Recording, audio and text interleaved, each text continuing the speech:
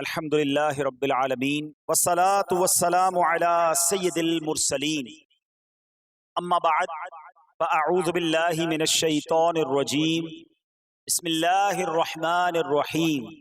پڑھیے الصلاة والسلام علیک یا رسول اللہ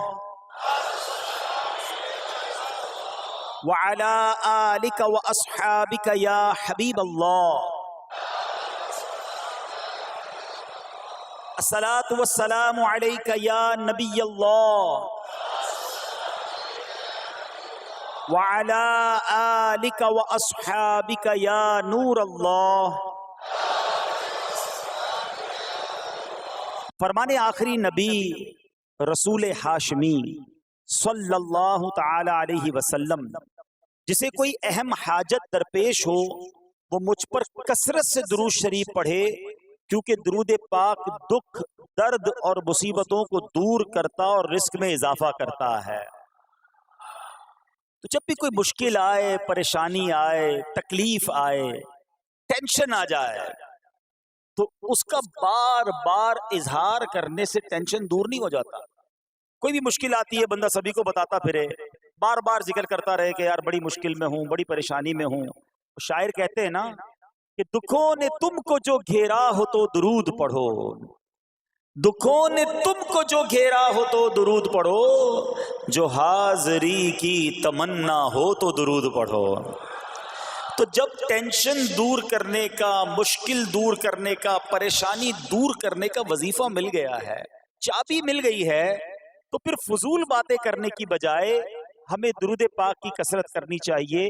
صلو علی الحبیب صلی اللہ تعالی علی محمد صلی اللہ علیہ وسلم. آج میں آپ کو اللہ کے ایک نبی کا واقعہ سنانا چاہتا ہوں. یہ واقعہ قرآن مجید میں بہت تفصیل کے ساتھ موجود ہے، اور یہ واقعہ ایسا ہے کہ میں ان نبی علیہ الصلوۃ والسلام کے عمل کا نام لوں تو نبی علیہ الصلوۃ والسلام کا نام آپ کے ذہن میں خود ہی آ جائے گا.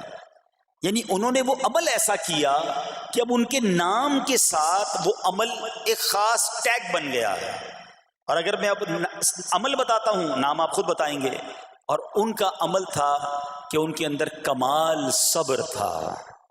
اب یہ صبر کرنے والے نبی کون ہیں؟ صبر ایوب علیہ السلام. مشہور ہے دنیا میں کہ ایوب علیہ السلام کا جو صبر ہے وہ ضرب المثل بن گیا، وہ ایگزامپل بن گیا. صبر تو بہت سارے لوگوں نے دنیا میں کیا، مصیبتیں تو بہت سارے اللہ والوں پر آئیں، مگر حضرت ایوب علیہ السلام کو اس قدر کمال کا صبر جو ان کا تھا وہ کیا واقعہ ہے. تو آج مشکلیں ہیں، پریشانیاں ہیں، ٹینشن ہیں. لوگ جب پریشان ہوتے ہیں تو صبر کا دامن تھامنے کی بجائے نارملی بے صبری، شکوے اور شکایات کی طرف جاتے ہیں. تو زندگی میں جب بھی کوئی معاملہ آئے نا، ہمیں اللہ کے کلام کی طرف رجوع کرنا چاہیے، اللہ والوں کی سیرت کی طرف رجوع کرنا چاہیے. اور رب کریم کے جو منتخب ترین بندے ہیں دنیا کے افضل ترین جو افراد ہیں وہ انبیاء کرام علیہ الصلوۃ والسلام ہیں. تو ہمیں جب بھی کوئی پرابلم آئے، جب بھی کوئی مسئلہ درپیش ہو، پہلے دیکھیں اللہ والوں نے اس موقع پر کیا کیا تھا، قرآن کیا کہتا ہے، حدیث کیا کہتی ہے، تو پھر زندگی میں چیزیں آسان ہو جاتی ہیں. تو حضرت ایوب علیہ الصلوۃ والسلام کی سیرت کے بارے میں جانتے ہیں کہ آپ حضرت اسحاق علیہ الصلوۃ والسلام کی اولاد میں سے ہیں، اور ان کی والدہ حضرت لوط علیہ الصلوۃ والسلام کے خاندان سے ہیں. اللہ تعالیٰ نے آپ کو ہر طرح کی نعمت سے نوازا تھا. آپ حسن و صورت والے بھی تھے، یعنی آپ کو اللہ پاک نے بہت خوبصورت بھی بنایا تھا، اور اللہ کریم نے مال بھی بہت دیا، اولاد میں بھی کثرت دی. یعنی ویل آف لائف تھی، خوبصورتی بھی ہے، مال بھی ہے، اولاد بھی ہے. اچھا، پھر ظاہر مال تھا تو گھر بھی تھے، جانور بھی تھے. اس زمانے میں جو ویلتھ ہوتی تھی، جو پیسہ ہوتا تھا، وہ جانوروں کی صورت میں ہوتا تھا. آج کل لوگ گاڑیاں رکھتے ہیں، سونا زیورات رکھتے ہیں، اس زمانے میں جانور ہوتے تھے. بلکہ اب بھی اگر پاکستان کے بھی آپ انٹیریئر کے ایریا میں چلے جائیں، گاؤں گوٹھ میں جائیں، تو لوگ اپنا مال و دولت سے جانور ہی خرید رہے ہوتے ہیں. ان کے نزدیک یہی ان کا جو ہے وہ جو بھی ان کا کاروبار ہوتا ہے اور مال ہوتا ہے. اب آپ پر امتحان آیا، آزمائش آئی. اور وہ آزمائش کیسے آئی کہ پہلے آپ کا مکان گرا اور خاندان کے جتنے افراد تھے اور آپ کے بیٹے تھے، جتنے بھی آپ کے بیٹے تھے نا، وہ سب اس مکان کے تلے دب کر انتقال کر گئے۔ اللہ اکبر۔ آپ کو آ کر خبر دی جاتی گئی کہ حضور آپ کا مکان گر گیا ہے، آپ کے بچے دب گئے اور دب کر ان کا انتقال ہو گیا ہے۔ آپ فرماتے تھے میرا کیا ہے، جس کا تھا اس نے لے لیا، جب تک اس نے مجھے دے رکھا تھا وہ میرے پاس تھا، جب اس نے چاہا اس نے واپس لے لیا، اسی نے دیا تھا نا۔ تھوڑی دیر بعد خبر آئی کہ آپ کے جتنے جانور تھے، ہزارہا اونٹ تھے، بکریاں تھی، ریوڑ کے ریوڑ تھے، سارے جانور جو ہیں وہ مر گئے۔ کسی نے آ کر کہا کہ اب آپ کی جتنی دولت تھی، جتنے جانور تھے وہ بھی مر گئے۔ سبحان اللہ۔ آپ اللہ کا شکر بجا لاتے، کہتے یا اللہ جو رب کا تھا اس نے واپس لے لیا، اسی کا تھا، جتنی دیر چاہا میرے پاس رہا، واپس لے لیا اس نے۔ میں اپنے رب کی رضا پر راضی، میں اس امتحان پر راضی ہوں۔ اللہ اکبر۔ اب کیا ہوا کہ آپ کی تمام کھیتیاں اور جو باغات تھے، بہت بڑی زمینیں تھیں، بڑے بڑے کھیت تھے، وہ بھی سارے کے سارے برباد ہو گئے۔ کسی نے آ کر بتایا کہ حضور اب تو کھیت بھی گئے، اب باغات بھی گئے۔ آپ نے فرمایا کہ جس کا تھا اس نے لے لیا، میں اس کی رضا پر راضی ہوں۔ جب تک میرے پاس تھا وہ میرے پاس تھا، اب رب نے واپس لینا چاہا تو اس نے لے لیا۔ اب he was empty handed، یعنی اب کچھ بھی نہیں تھا، نہ بچے ہیں، نہ مال ہے، نہ جانور ہے، نہ مکان ہے۔ مگر حضرت ایوب علیہ السلام کی زبان پر پھر بھی شکر ہے، اب بھی شکر ہے، شکوہ نہیں ہے کہ اللہ میں تیری رضا پر راضی ہوں۔ لیکن ابھی امتحان ختم نہ ہوا تھا، اور اس امتحان کے پیچھے بعض مفسرین نے ایک اور قول بھی نقل کیا کہ شیطان نے حضرت ایوب علیہ السلام کو دیکھ کر اللہ کی بارگاہ میں کہا کہ اے مولا یہ تیرا بندہ اس لیے تیرا شکر گزار ہے کہ تو نے اسے بڑا نوازا ہے، بڑا مال دیا ہے، اولاد دی ہے، گھر دیا ہے۔ تو اب رب کریم نے حضرت ایوب پر امتحان بھیجا تاکہ پتہ چلے کہ میرے نیک بندے امتحان کے بعد بھی صبر کرتے ہیں۔ لیکن اب سب چلا گیا نا، تو شیطان نے کہا کہ ابھی جان تو باقی ہے نا، صحت تو باقی ہے۔ اللہ اکبر۔ مزید آزمائش آئی اور یہ ہوا کہ آپ کو بیمار کر دیا گیا، مبارک جسم پر بڑے بڑے آبلے پڑ گئے، پھوڑے جس کو کہتے وہ پڑ گئے۔ اس حال میں آپ کے سارے دوست بھی آپ کو چھوڑ کے چلے گئے۔ آج کل ویسے بھی حال ایسا ہی ہے جناب، جب تک پیسہ ہے، شہرت ہے، آپ کے پاس کوئی مال ہے تو آس پاس بہت سارے لوگ ہوتے ہیں، مگر جب یہ سب چیزیں چلی جائیں نا تو بعض اوقات ایسی کنڈیشن میں اپنے اور پرائیوں کی جانچ بھی ہو جاتی ہے کہ اب کون کھڑا ہے۔ دوستی مال کے لیے تھی، دوستی شہرت کے لیے تھی، دوستی منصب کے لیے تھی، یا کسی کی ذات سے واقعی خالص دوستی تھی؟ اب کیا ہوا، آپ کے سارے رشتہ دار، سارے دوست بھی دور چلے گئے، سوائے آپ کی فرما بردار زوجہ تھی جن کا نام تھا رحمت بن افراہیم، اور یہ حضرت یوسف علیہ السلام کی پوتی بھی تھی، اللہ کے نبی کی آل سے تھی، وہ آپ کی خدمت کرتی رہیں۔ اب جسم پر پھوڑے ہیں، آبلے ہیں، ایک بیوی ہے، نہ پیسہ ہے، نہ مال ہے، نہ بچے ہیں، واٹ ایور جو تھا سب ختم، مگر زبان ہے کہ اس پر پھر بھی اللہ کا ذکر جاری ہے، پھر بھی شکر جاری ہے، پھر بھی صبر ہے۔ بات کرنا آسان ہے جناب، مشکل آئے اور صبر کرے بندہ، اصل امتحان یہ ہے۔ زباں پر شکوائے رنجو علم لایا نہیں کرتے، زباں پر شکوائے رنجو علم لایا نہیں کرتے، نبی کے نام لیوا غم سے گھبرایا نہیں کرتے۔ ہم میں سے کسی پر ایسی آزمائش نہیں آئی نا، چھوٹی موٹی آزمائشیں تو آتی رہیں گی۔ ایک بات یاد رکھنا، یہ زندگی کی جو گاڑی ہے نا، یہ مسائل کے پہیوں پر ہی چلتی ہے۔ ہمیں بعض اوقات کسی کی گاڑی، کسی کا مکان، کسی کا خوبصورت چہرہ، کسی کی مسکراہٹ دیکھ کر لگتا ہے یار یہ تو دنیا کا سب سے سخی آدمی ہے۔ ایسا نہیں، تو یہ نہ سمجھے کہ سارا جہان جناب سخی ہے اور میں اکیلا دکھی ہوں، ایسا نہیں ہوتا، بلکہ ہر اس جہاں میں تقریباً ہر بندہ ایسا ہوتا ہے جس کے ساتھ کوئی نہ کوئی دکھ لگا ہوا ہوتا ہے، کوئی نہ کوئی پریشانی ہے، کسی کو مال کی پریشانی، کسی کو روزگار کی پریشانی، کسی کو بیماری لگی ہے، کسی کو اور ٹینشن ہے۔ تو یہ کبھی بھی نہ سوچے کہ میں زندگی گزاروں گا اور کوئی ٹینشن نہیں آئے گی۔ تیار رہو امتحان کے لیے، امتحان ضرور آنا ہے۔ اب کمال یہ ہے کہ اس امتحان میں پاس کون ہوتا ہے۔ حضرت ابراہیم پر امتحان آیا، زبان پر صبر ہے، شکر ہے، شکوہ نہیں ہے۔ اب کیا ہوا کہ آپ کا سال ہاں سال تک یہ حال رہا، یہ 2-4 مہینے کا پرابلم نہیں تھا، کئی سال تک آپ بیمار رہے۔ آپ کی زوجہ جو ہے وہ خدمت کرتی رہی۔ اچھا یہاں ایک غلط فہمی دور کر دوں کہ کچھ لوگ یہ کہتے ہیں، یہ کتابوں میں پتہ نہیں کچھ کتابوں میں لکھ دیا گیا کہ حضرت ایوب علیہ السلام کو معاذ اللہ کوڑ کی بیماری ہو گئی تھی۔ ایسا بالکل نہیں تھا، کوڑ کی بیماری نہیں ہوئی تھی، بلکہ نہ کوڑ ہوا نہ جزام ہوا، آپ کو جسم پر پھوڑے پھنسیاں جن کو کہتے ہیں آبلے نکل آئے تھے۔ کیونکہ کوڑ کی بیماری وہ ہوتی ہے کہ جس سے لوگ نفرت یا حقارت کرتے ہیں۔ اللہ کے کسی بھی نبی کو کبھی بھی کوئی ایسی بیماری نہیں ہوئی جس کی وجہ سے لوگ اس سے حقارت یا نفرت کریں یا دور بھاگیں، کیونکہ اللہ نے ان نفوس قدسیہ کو، ان نیک بندوں کو، ان منتخب شخصیات کو لوگوں کی ہدایت کے لیے بھیجا ہے۔ ان کو کبھی کوئی ایسی چیز نہیں ہوئی کہ جس سے لوگ گھن کھا کر دور بھاگیں، تو یہ بالکل غلط ہے۔ البتہ آپ کے جسم پر آبلے تھے، پھوڑے تھی، اور اللہ اکبر آپ اس حال میں کیا رب سے عرض کرتے تھے؟ آپ عرض کرتے تھے، قرآن میں یہ الفاظ موجود ہیں، انی مسنی الضر وانت ارحم الراحمین۔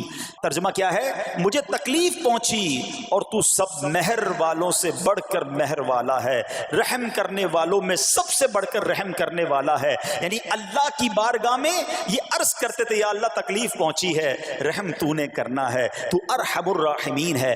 زمانے سے نہیں کہتے تھے۔ یہاں ایک اور پرابلم ہے، میں کوئی مسئلہ ہوتا ہے، پرابلم آتی ہے، ہم ساری دنیا سے کہتے ہیں یہ مسئلہ ہو گیا، یہ پرابلم ہو گئی۔ نہیں، ساری دنیا میں سے کوئی آپ کا مسئلہ حل نہیں کر سکتا۔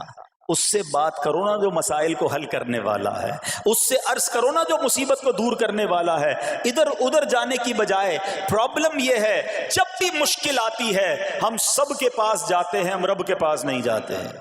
جاؤ اس کے پاس جو حل المشکلات ہے، جو مصیبتوں کو حل کرنے والا ہے، اس کی بارگاہ میں فریاد کرو۔ وہ شاعر کتنی پیاری بات لکھتے ہیں نا، یہ بہت سارے لوگوں کے لیے درس ہے جو اپنی پرابلمز کے لیے دنیا والوں کے پاس جاتے ہیں۔ ارے اگر پکارنا ہے تو اللہ کی بارگاہ میں پکارو، التجا کرنی ہے تو اللہ کے حبیب سے عرض کرو نا۔ شاعر لکھتے ہیں، کسی کا احسان کیوں اٹھائیں، کسی کو حالات کیوں بتائیں، کسی کا احسان کیوں اٹھائیں، کسی کو حالات کیوں بتائیں، تمہیں سے مانگیں گے تم ہی دو گے، تمہارے در سے ہی لو لگی ہے۔ ہم اللہ کی بارگاہ میں عرض کریں، اللہ کے حبیب کی بارگاہ میں لو لگائیں۔ دنیا والوں کے پاس کچھ نہیں رکھا، لیکن ہم دنیا والوں کو بتا کر اپنے صبر کا ثواب بھی ضائع کر دیتے ہیں۔ دیکھو حضرت ایوب علیہ السلام کا صبر، کسی سے نہ کہا، اللہ کی بارگاہ میں عرض کرتے رہے۔ اب آپ کی آزمائش کا وقت پورا ہوتا ہے، دعا کرتے رہے، التجا کرتے رہے، صبر کرتے رہے۔ حکم ہوا کہ اپنا پاؤں زمین پر مارو۔ حضرت ایوب علیہ السلام نے پاؤں زمین پر مارا تو زمین سے ایک چشمہ پھوٹ اٹھا۔ حکم الہی سے حکم دیا گیا کہ اب اس پانی سے غسل کرو۔ آپ نے جب اس پانی سے غسل کیا تو آپ کی تمام بیماریاں دور ہو گئیں۔ پھر آپ 40 قدم چلے، دوبارہ زمین پر قدم مارنے کا حکم دیا۔ قدم مارتے ہی ایک اور خوبصورت لذیذ ٹھنڈے پانی کا چشمہ نمودار ہوا۔ پانی ٹھنڈا، میٹھا اور لذیذ تھا۔ اب آپ نے وہ پانی پیا تو آپ کے باطن میں نور ہی نور پیدا ہو گیا، اور آپ کو اعلیٰ درجے کی صحت و نورانیت حاصل ہو گئی۔ اور سنو، میرا رب تو قادر ہے نا، اللہ تعالیٰ نے آپ کی وہ ساری اولاد جو دب کر کئی سال پہلے مر گئی تھی، انتقال فرما گئے تھے، اللہ نے ان تمام اولاد کو پھر زندہ فرما دیا، اور آپ کی بیوی کو دوبارہ جوانی بخشی، اور اب اس کے بعد بھی آپ کی کثیر اولاد ہوئی۔ سنو سنو، جو جانور چلے گئے تھے نا، اللہ نے مویشی، اسباب و خزانہ اس سے زیادہ آپ کو پھر سے عطا فرما دیا۔ صبر کیا تھا نا، ان اللہ مع الصابرین۔ اچھا، یاد سب کو ہے یہ آیت، بچپن سے یاد ہے، اللہ صابروں کے ساتھ ہے، صبر کرنے والوں کے ساتھ ہے، مگر صبر کرنا نہیں ہے، امتحان آنا ہے تو صبر کرنا نہیں ہے، آیت سب کو پتا ہے. اچھا جس کے ساتھ پرابلم ہو جائے نا اس کو بھی بندہ درس دینے جا رہا ہوتا ہے، بھائی صبر کرنا، اللہ آپ کو صبر دے، لیکن جب اس پر امتحان آتا تو یہ صبر کرتا نہیں ہے.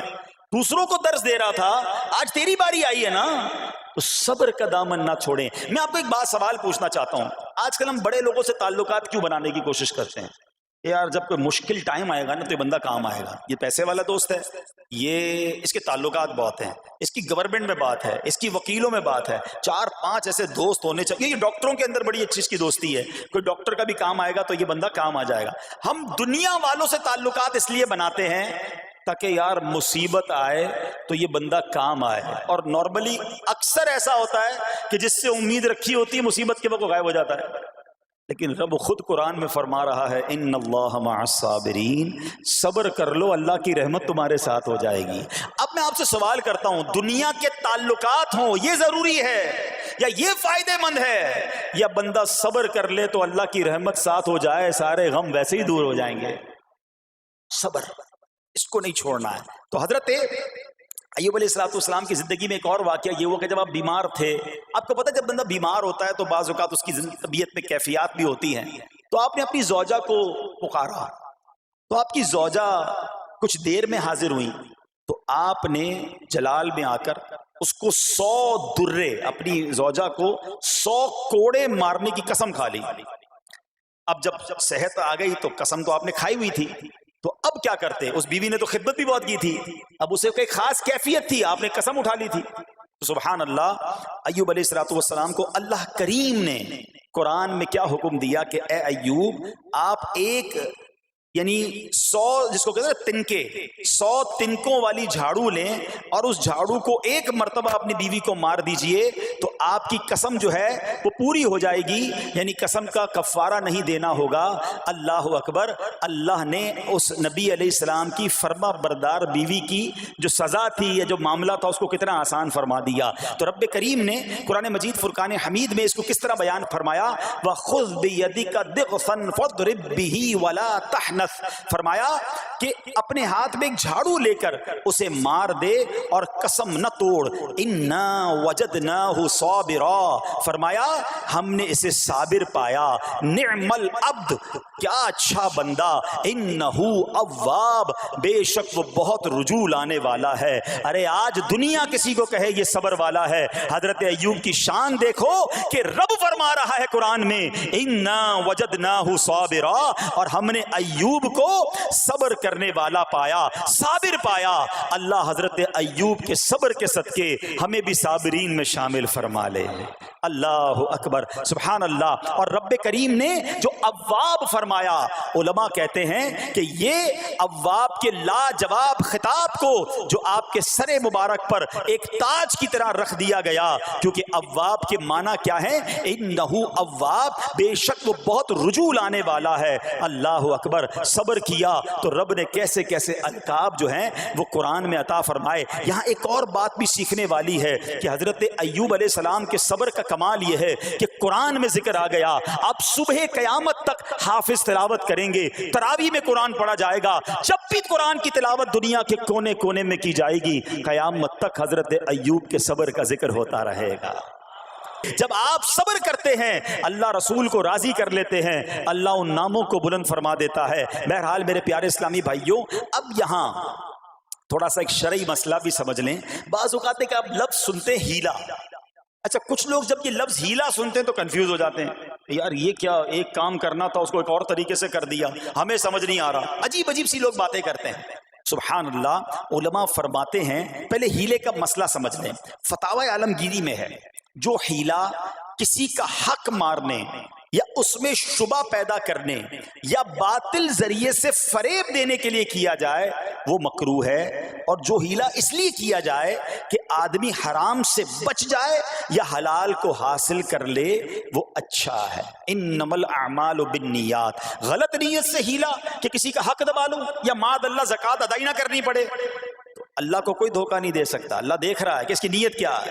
لیکن ہیلا اس لیے ہے کہ حرام سے بچ جائے، حلال حاصل کر لیا جائے، تو اس کی جو جواز کی صورتیں ہیں علماء نے فرمایا یہ آیت اس میں دلیل ہے. اور آیت کیا تھی؟ وَخُذْ بِيَدِكَ ضِغْثًا فَاضْرِبْ بِهِ وَلَا تَحْنَثْ، اور فرمایا اپنے ہاتھ سے ایک جھاڑو لے کر اسے مار دو اور قسم نہ توڑو. قسم تو 100 کوڑے مارنے کی تھی، اللہ کریم نے آسانی کا راستہ بتایا. ہاں ایک بات یاد رہے، یہ بڑی امپورٹنٹ بات کرنے جا رہا ہوں کہ مفتیان کرام، قابل اعتماد مفتیان کرام سے رہنمائی لے کر ہم جیسے لوگوں کو، عوام الناس کو کوئی ہیلا اپنے طور پہ نہیں کر لینا چاہیے. ہاں کیونکہ بعض ہیلوں کی شرعی طور پر اجازت نہیں ہوتی، اور بعض اوقات ہیلا کرنے میں ایسی غلطی لوگ کر جاتے ہیں جن کی وجہ سے ہیلا ہوتا ہی نہیں ہے. تو یہاں صرف آپ کو دلیل بتانا تھا، باقی اگر کسی قسم کا کوئی شرعی ہیلا کرنا ہے تو قابل اعتماد مفتیان کرام سے رجوع کیا جائے. سبحان اللہ. اب حضرت ایوب علیہ السلام کے صبر کی بات ہوئی ہے نا،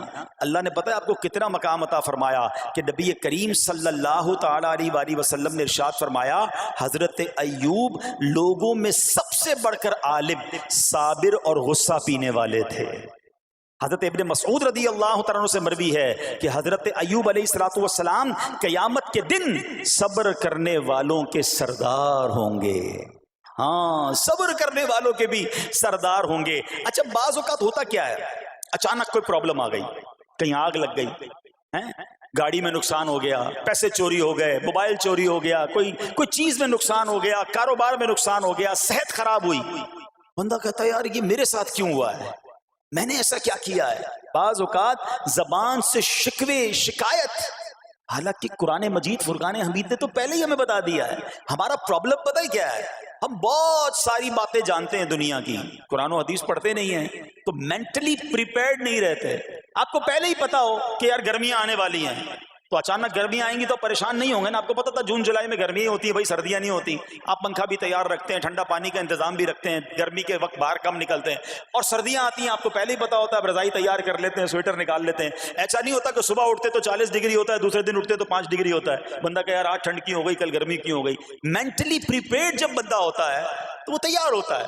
اگر جو قرآن پڑھنے والا ہے، حدیث پڑھنے والا ہے، اس کو تو پہلے ہی مینٹلی پریپیئرڈ ہونا ہے. کیوں؟ قرآن کا وعدہ ہے نا، قرآن کا اعلان سنو.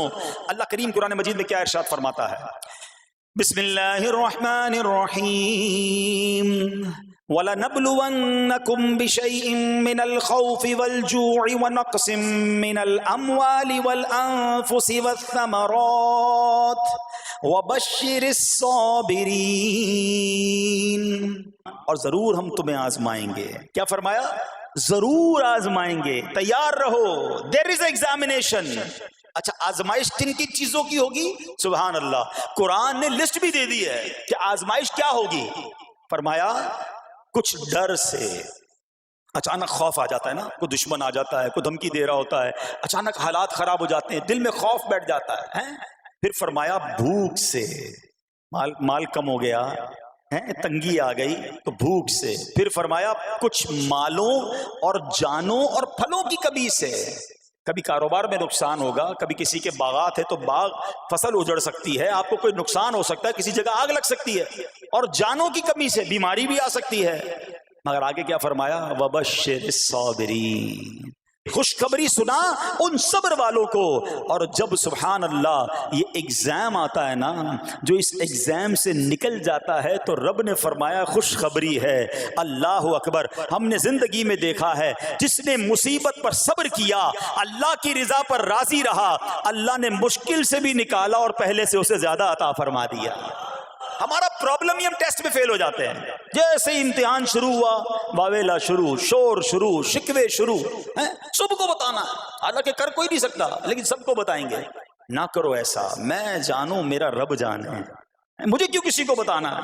ہاں وہ کریم ہے، وہ دیکھ رہا ہے کہ میرا بندہ صبر کر رہا ہے. سبحان اللہ. حضرت سیدنا امام ابو جعفر محمد بن جریر طبری تفسیر طبری میں اس آیت مبارک کے تحت فرماتے ہیں، یعنی ہم تمہیں دشمن کے خوف، قحط سالی، شدید بھوک و فقر و فاقہ، فصلوں کی کمی، مقاصد کے حصول میں مشکلات، کفار سے جنگ کے دوران افرادی قوت میں کمی اور اہل و عیال کی موت وغیرہ کے ذریعے آزمائیں گے. اور یہ سب چیزیں بطور امتحان ہوں گی تاکہ تمہارے سچے جھوٹوں سے اور اہل بصیرت منافقوں سے جدا ہو جائیں. یعنی اس ٹیسٹ میں پتہ چل جائے گا کون اللہ والا ہے, کون صبر والا ہے, کون اللہ کی رضا پر راضی رہنے والا ہے. سنو سنو, جب یہ تکلیف آتی ہے نا تو اس کا پھر اجر کتنا ملتا ہے. شہنشاہ نبوت مخزن جود و سخاوت صلی اللہ تعالی علیہ وسلم نے ارشاد فرمایا, جو دنیا میں ہی اپنی ہر خواہش کی تکمیل کر لے تو یہ چیز آخرت میں اس کے اور اس کی خواہش کے درمیان آڑ اور پردہ بن جائے گی. اور جو مالداروں کی زینت کی طرف اپنی نگاہیں دراز کرے تو وہ آسمان والوں کے سامنے بے عزت ہو جاتا ہے. اور جو شدید بھوک پر صبر کرے اللہ عز و جل اس کو جنت الفردوس میں جہاں چاہے گا ٹھکانہ عطا فرمائے گا. ہاں, ہر چیز پوری ہو جائے, جو چاہیے وہ مل جائے, یہ نہیں ہونا چاہیے. کچھ نہ کچھ آزمائشیں آئیں گی, اور اگر سب ادھر مل گیا تو ادھر پھر کیا ملے گا. ہم اللہ سے یہ دعا کرتے ہیں کہ ادھر بھی عطا فرمائے, ادھر بھی محروم نہ کرے. ہاں, ہمیں ڈرتے بھی رہنا چاہیے کہ یار میں جو مانگتا ہوں ادھر مل جاتا ہے, کہیں وہاں محروم نہ رہ جاؤں. تو آزمائش آئے تو صبر کرنا چاہیے, اللہ کی رضا کے طور پہ زندگی گزارنی چاہیے. ایک بار نبی پاک علیہ الصلوۃ والسلام انصار کے پاس تشریف لے گئے تو فرمایا کیا تم مومن ہو؟ بڑا کمال کا سوال جواب ہے, ذرا غور کیجئے گا. ہمارے پاس بھی کوئی آ کر کہے کہ کیا تم مومن ہو تو ہم کیا جواب دیں گے؟ صحابہ خاموش رہے. سیدنا فاروق اعظم نے کہا حضور ہاں ہم مومن ہیں. شاید ہمارا بھی جواب یہی ہوگا, مومن ہیں. مگر اگلا سوال سنو نبی پاک علیہ الصلوۃ والسلام کا. فرمایا کہ اگر تم مومن ہو تو تمہارے ایمان کی علامت کیا ہے؟ ہاں, اب ہم سے کوئی یہ سوال کرے تو ہم جواب کیسے دیں گے؟ بھائی تم کہہ رہے ہو مومن ہیں, واٹ از دا سمٹمز, کوئی نشانی, کوئی علامت تو بتاؤ نا. اب یہ سوال کرنے والے کون ہیں؟ پیارے آقا صلی اللہ تعالی علیہ وآلہ وسلم. صحابہ سامنے بیٹھے ہیں. ارشاد فرمایا مومن ہو تو علامت کیا ہے؟ تو کیا شاندار جواب دیا کہ صحابہ کرام نے کہ ہم جب فراخی کی حالت ہوتی ہے نا, آسانی ہوتی ہے, تو ہم شکر ادا کرتے ہیں. جب آزمائش آتا ہے, کوئی پرابلم آتی ہے, ہم صبر کرتے ہیں اور اللہ کے فیصلے پر راضی رہتے ہیں. نبی اکرم علیہ الصلوۃ والسلام نے جواب میں کیا فرمایا؟ رب کعبہ کی قسم تم مومن ہو.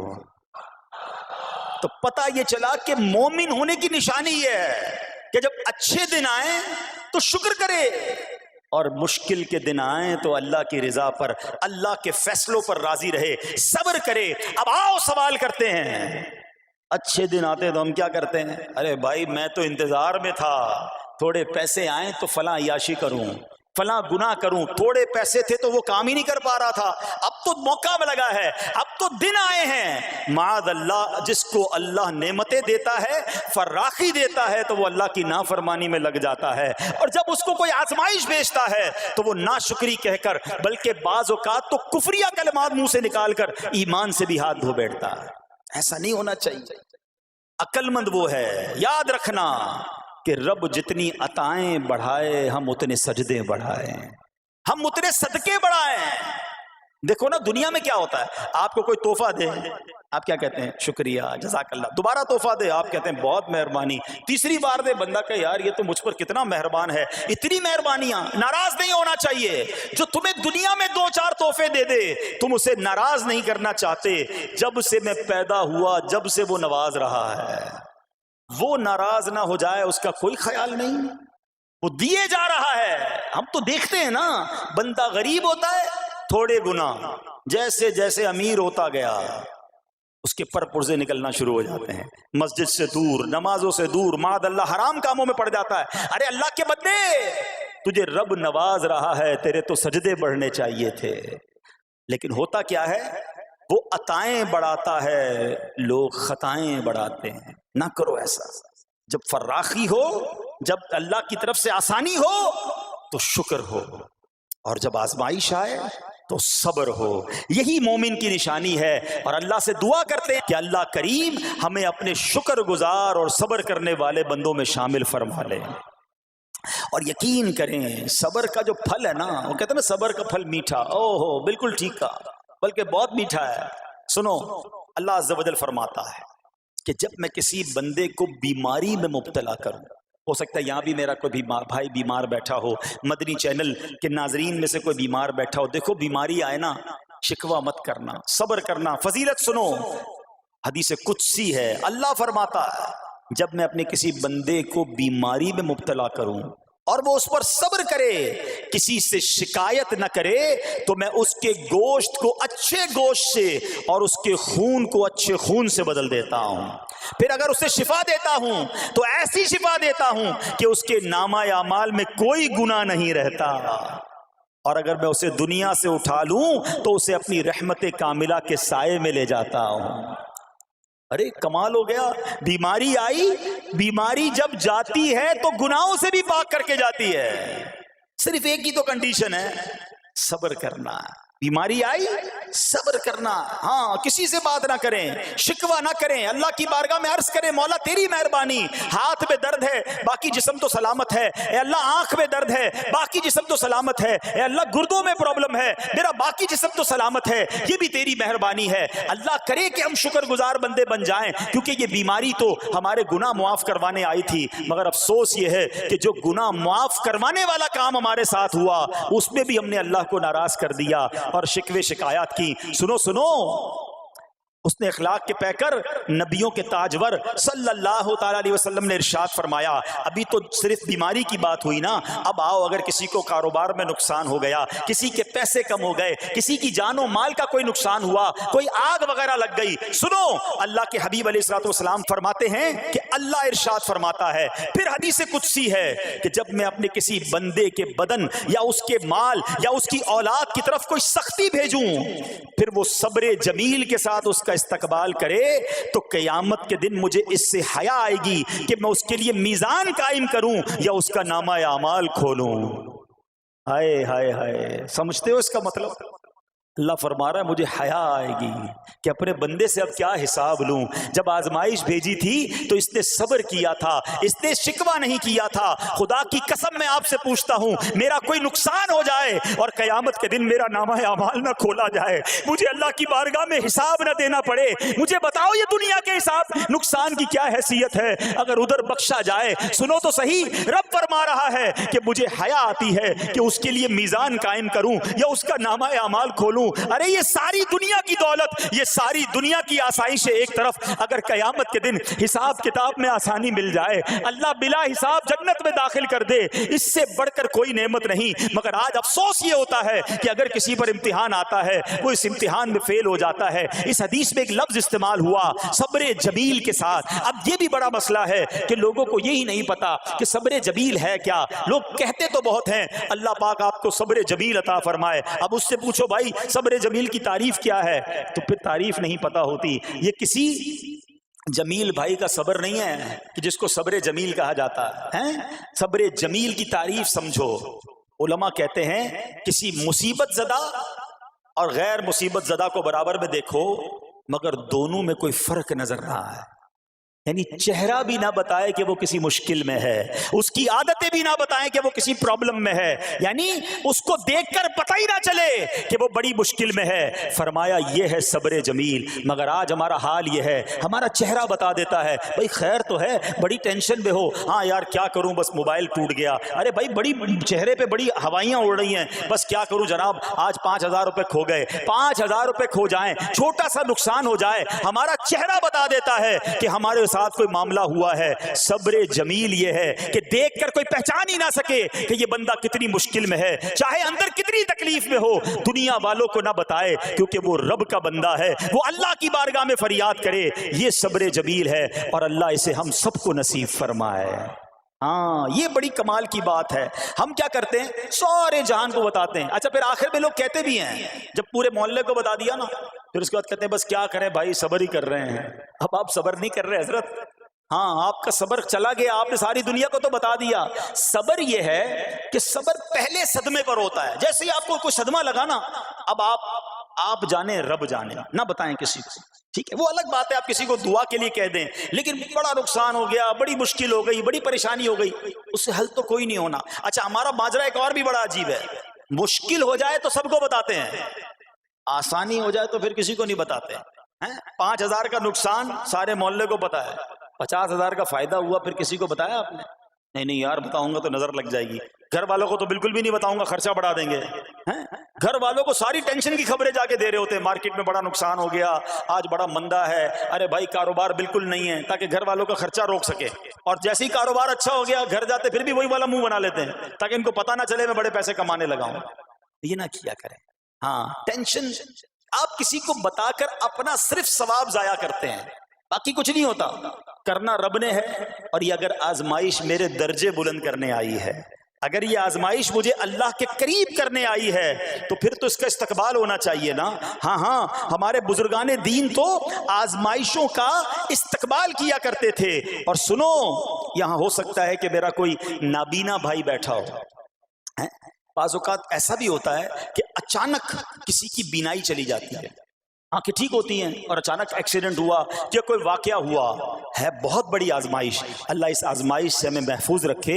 مگر دیکھو میرے رب کی شان دیکھو، جب بھی کوئی تکلیف آتی ہے نا بندہ صبر کرے، اس تکلیف کا اجر تیار ہے، اس کا کمال سے اس کی رحمت تیار ہے، رحمت کی برسات تیار ہے. سنو، اللہ فرماتا ہے کہ اے جبرائیل، جب میں اپنی کسی بندے کی بینائی لے لوں تو اس کا اجر یہ ہے کہ میں اسے اپنے دیدار سے مشرف فرماؤں گا.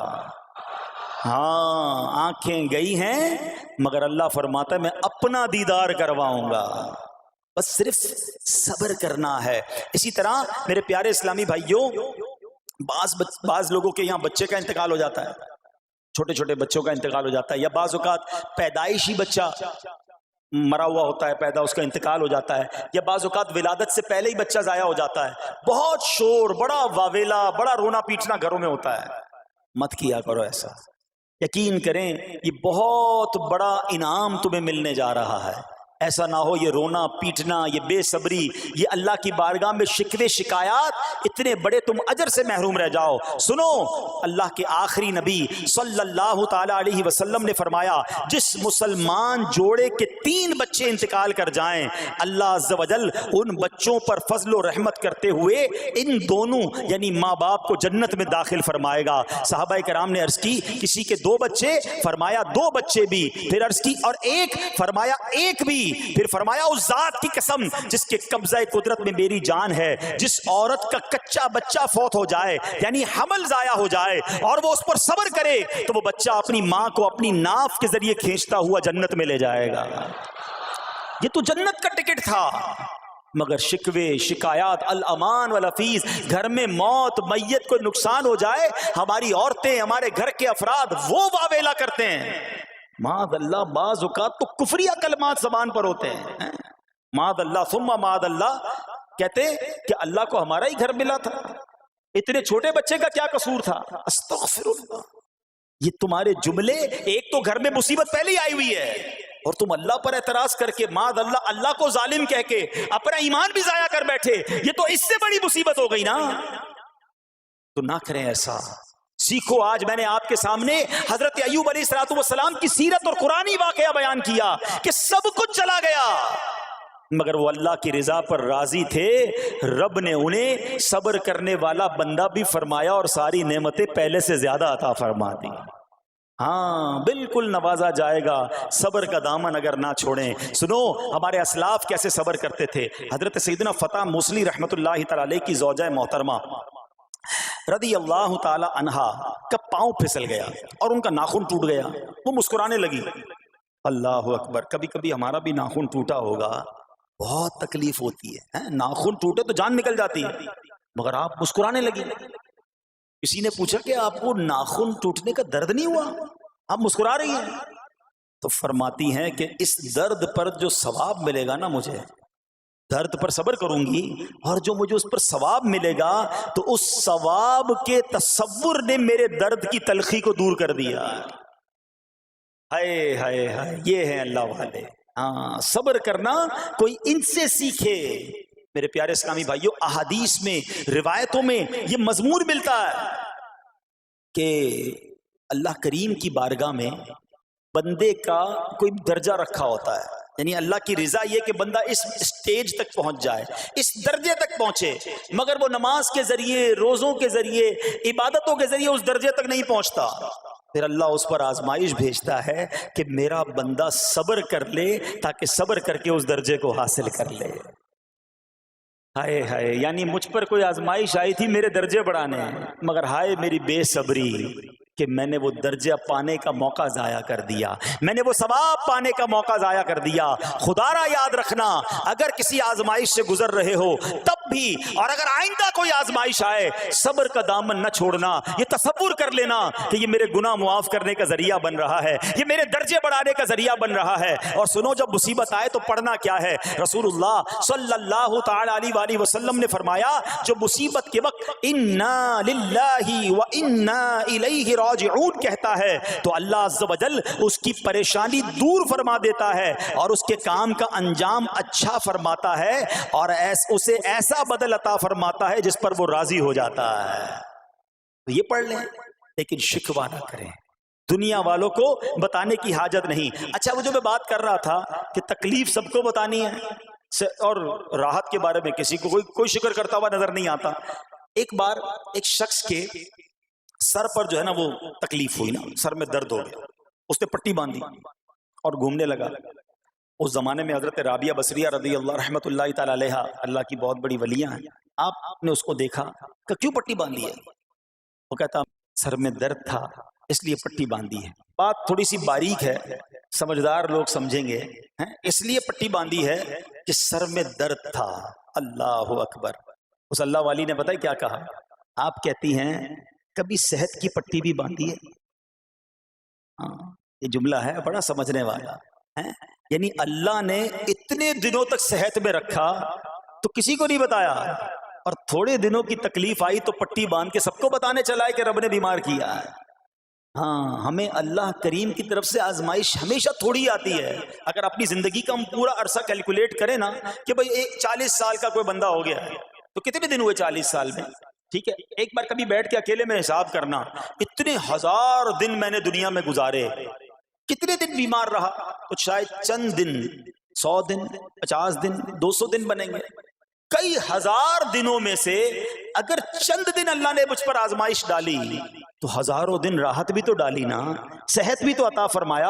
اتنے دن جس رب نے چھاؤں میں کھڑا کیا، اگر تھوڑی دیر کے لیے دھوپ آئی ہے تو مجھے شکوہ نہیں کرنے چاہیے. یاد رکھنا، ہر رات کے بعد صبح ہے، ہر دھوپ کے بعد چھاؤں ہے. اگر تم انتظار کرو گے تو رب ایسی رحمت تم پر نازل کرے گا، اپنے غیب کے خزانوں سے عطا فرمائے گا. قرآن میں رب نے وعدہ کیا ہے وَمَن يَتَوَكَّلْ عَلَى اللَّهِ فَهُوَ حَسْبُهُ، جو اللہ پر بھروسہ کرے اللہ اس کے لیے کافی ہے. مگر ہمارا پرابلم یہ ہے کہ جب مشکل آتی ہے ہم یہ ساری باتیں بھول کر بس شکوہ، شکایات اور پریشانی میں چلے جاتے ہیں. ارے آپ اس مصیبت کو اللہ کی طرف سے نعمت سمجھ لو، اللہ کی طرف سے یہ سمجھ لو کہ میرے گناہ معاف کروانے، میرے درجات بلند کرنے کے لیے آیا ہے. اچھا، اب ایک اور بات، بعض اوقات شیطان ہے نا، وہ کسی کے دماغ میں وسوسہ ڈالتا ہے کہ یار جب میں نمازیں نہیں پڑھتا تھا نا تب تو اتنا پریشان نہیں رہتا تھا، جب سے نمازیں شروع کی، دعوت اسلامی کے اجتماع میں آنے لگا، مدنی قافلوں میں سفر شروع کر دیا، اب تو میں نے کچھ ذمہ داری بھی لینا شروع کر دی ہے. ارے میں نے جب سے امامہ پہنا ہے، یہ داڑھی رکھ لی ہے، میری کوئی اسلامی بہن سن رہی ہے کہ میں بے پردہ گھومتی تھی تو کوئی اتنا ٹینشن نہیں تھا، اب میں نے جناب پردہ کرنا شروع کیا ہے، قرآن پڑھنا شروع کیا ہے تو ٹینشنیں شروع ہو گئی ہیں. اب شیطان بعض لوگوں کے ذہنوں میں یہ وسوسہ ڈالتا ہے کہ میں تو دین کے قریب ہو رہا ہوں، اللہ کے قریب ہو رہا ہوں، اور مجھ پر آزمائشیں کیوں آ رہی ہیں؟ سنو سبحان اللہ، اللہ کے حبیب علیہ الصلوۃ والسلام کی کیا شان ہے. اعلیٰ حضرت ایسے ہی نہیں کہتے کہ میں نثار تیرے کلام پر، ملی یوں تو کس کو زبان نہیں، وہ سخن ہے جس میں سخن نہ ہو، وہ بیان ہے جس کا بیان نہیں. میرے آقا نے کم و بیش 1450 سال پہلے یہ مسئلہ سالو کر دیا. حضرت سیدنا سعد بن ابو وقاص رضی اللہ تعالیٰ عنہ فرماتے ہیں کہ میں نے عرض کی یا رسول اللہ صلی اللہ تعالیٰ علیہ وسلم، سب سے زیادہ مصیبتیں کن لوگوں پر ہیں؟ گلی مکا دی نا، پنجابی بچ کہتے ہیں نا، گالی بات ہی ختم کر دی. حضور یہ بتائیں سب سے زیادہ مصیبتیں کن لوگوں پر آئیں؟ پیارے آقا نے فرمایا انبیاء پر. اللہ اکبر، اللہ کے سب سے قریب تو انبیاء ہیں نا، انبیاء پر. پھر ان لوگوں کے بعد جو لوگ بہتر ہیں، پھر ان کے بعد جو بہتر ہیں۔ سنو اب اگلا جملہ، بندے کو اپنی دینداری کے اعتبار سے مصیبت میں مبتلا کیا جاتا ہے۔ اگر وہ دین میں سخت ہوتا ہے اس کی آزمائش بھی سخت ہوتی ہے، اگر وہ دین میں کمزور ہوتا ہے تو اللہ عز و جل اس کی دینداری کے مطابق اسے آزماتا ہے۔ بندہ مصیبت میں مبتلا ہوتا رہتا ہے یہاں تک کہ اس کے دنیا میں ہی اس کے سارے گناہ بخش دیے جاتے ہیں۔ گویا اللہ کی یہ رحمت ہے کہ بندہ بڑا نیک ہو رہا ہے، رب چاہتا ہے کہ اس بندے پر آزمائش بھیجوں، میرا نیک بندہ صبر کرے، اس کے گناہ معاف ہو جائیں اور میرے پاس آئے تو اس کو جنت میں داخل کر دوں۔ اللہ اکبر۔ اے پیارے اسلامی بھائیوں، یاد رکھنا، اب جو میں نے ایک سوال قائم کیا تھا نا کہ یار میں تو دین کے قریب، میں تو اللہ کے قریب ہونے کی کوشش کر رہا ہوں اور ایک کے بعد ایک آزمائش آ رہی ہے، یہ کیا ہے؟ اب ایک اور حدیث سن لو، سبحان اللہ۔ حضرت سیدنا انس رضی اللہ تعالیٰ عنہ سے روایت ہے، سرکار والا تبار، ہم بے قصوں کے مددگار، شفیع روز شمار، دو عالم کے مالک و مختار صلی اللہ تعالی علیہ وآلہ وسلم نے فرمایا، جب اللہ عز و جل کسی بندے سے محبت فرماتا ہے، سننا ذرا غور سے، اللہ عز و جل جب اپنے کسی بندے سے محبت فرماتا ہے یا اسے اپنا دوست بنانے کا ارادہ فرماتا ہے تو اس پر آزمائشوں کی بارش فرما دیتا ہے۔ اب سوال ہے نا کہ میں اللہ دوست بھی بنا رہا ہے، اللہ کریم اس پر محبت بھی فرما رہا ہے اور آزمائشیں بھی بھیج رہا ہے۔ دوست پر آزمائشیں کون بھیجتا ہے؟ دوست کو تو راحتیں ڈالی جاتی ہیں۔ ہائے ہائے، اب یہی تو امتحان ہے، یہی تو چیک ہے۔ سنو، نبی پاک فرماتے ہیں جب اللہ اس پر آزمائش بھیجتا ہے نا، وہ بندہ اپنے رب کو پکارتا ہے، اے میرے رب عز و جل، تو اللہ فرماتا ہے میرے بندے تو جو کچھ مجھ سے مانگے گا میں تجھے عطا فرماؤں گا، تو جلد ہی تجھے دے دوں گا اور اسے تیری آخرت کے لیے ذخیرہ کر دوں گا۔ سبحان اللہ۔ یعنی اللہ والوں کو آزمایا جاتا ہے، ان کے درجات بلند کیے جاتے ہیں، ان کے گناہ معاف کیے جاتے ہیں۔ تو اے میرے پیارے اسلامی بھائیوں، کبھی بھی یہ ذہن میں خیال مت لانا کہ یار میں دین میں قریب آ رہا ہوں، میری آزمائشیں بڑھ رہی ہیں، سمجھ لو امتحان شروع ہو گیا ہے، ٹیسٹ شروع ہو گیا ہے، اب اس ٹیسٹ میں مجھے کامیاب ہونا ہے اور اللہ کے مزید قریب جانا ہے۔ زندگی میں جو گناہ ہو گئے ہیں یہ میرے گناہوں کا انشاءاللہ کفارہ بن جائے گا، میرے درجات کی بلندی کا سبب بن جائے گا۔ اللہ سے عرض کرنا، اے مولا میں تیری رضا پر راضی، میں تیرے فیصلوں پر راضی، اب تک جو دیا تھا تو نے دیا تھا، یہ سب کچھ تیرا ہے، اے رب جب تو واپس لے گا میں اس پر راضی۔ جب یہ ثابت قدمی نصیب ہو گئی پھر دیکھو غیب کے خزانوں سے کیسا آپ کے دل پر سکینہ اترے گا، پھر کیسا آپ پر رحمتوں کا نزول ہوگا۔ تو اے میرے پیارے اسلامی بھائیوں، مصیبتیں آ چکی اور آنے بھی والی ہیں، پہلے ذہنی طور پر تیار رہنا، مگر صبر کرنا۔ یہ چند دنوں کی، چند گھنٹوں کی، چند لمحوں کی مصیبت ہے مگر یہ تمہارے درجات کو بلند کر دے گی۔ رب کریم صبر کرنے والوں کو پسند فرماتا ہے۔ اور جو میں نے بات کہی تھی کہ صبر بھی کریں اور جب اللہ کریم کی طرف سے راحتیں آ جائیں تو شکر بھی کریں، کیا شاندار رب کا قرآن میں فرمان ہے۔ اللہ فرماتا ہے وَإِذْ تَأَذَّنَ رَبُّكُمْ لَئِن شَكَرْتُمْ لَأَزِيدَنَّكُمْ وَلَئِن كَفَرْتُمْ إِنَّ عَذَابِي لَشَدِيدٌ۔ اللہ قرآن میں فرماتا ہے اور یاد کرو جب تمہارے رب نے اعلان فرما دیا کہ اگر تم میرا شکر ادا کرو گے میں تمہیں اور زیادہ عطا کروں گا۔ ہاں شکر کرو رب اور دے گا، مگر اگلا حصہ سمجھنے والا ہے، اور اگر تم ناشکری کرو گے تو میرا عذاب سخت ہے۔ اللہ نے اپنے عذاب سے بھی ڈرایا ہے اور شکر کرنے کا درس بھی دیا ہے۔ تو بہرحال میرے پیارے اسلامی بھائیوں، اللہ کریم سے میں دعا کرتا ہوں کہ اپنے نیک بندوں کے صدقے، کربلا والوں کے صبر کے صدقے، نبی پاک علیہ الصلوۃ والسلام کے طائف کے میدان میں پتھر کھا کر دعا دینے والے صبر کے صدقے، رب کریم ہمیں بھی صبر کی نعمت نصیب فرمائے، صرف زبانی نہیں قلبی طور پر ہمیں صبر کرنے والوں میں شامل فرما لے۔ اگر ہم پر کوئی آزمائش ہے تو رب کریم یہ آزمائش ہمارے گناہوں کا کفارہ بنا دے، ہمارے درجات کی بلندی کا سبب بنا دے۔ دعوت اسلامی کے مدنی ماحول سے اگر ہم وابستہ رہیں گے نا تو ہمیں انشاءاللہ صبر کرنے کا پریکٹیکل جو ہے وہ موقع بھی ملتا رہے گا، کیونکہ صبر کیسے کرنا ہے اس کی کوئی پریکٹس بھی تو ہونی چاہیے نا۔ تو مدنی قافلے جب اس میں جاتے ہیں نا تو آرام اپنے گھر جیسا نہیں ملتا، کھانا اپنے گھر جیسا نہیں ملتا، بعض اوقات سفر میں تکلیف ہوتی ہے، تو یہ پریکٹیکلی آپ کو صبر کرنے کا موقع ملتا ہے۔ تو اگر آپ واقعی صابرین میں شامل ہونا چاہتے ہیں تو مدنی قافلوں میں سفر اپنا معمول بنائیں۔ اللہ کریم ہم سب کو مدنی قافلوں میں سفر کی توفیق عطا فرمائے۔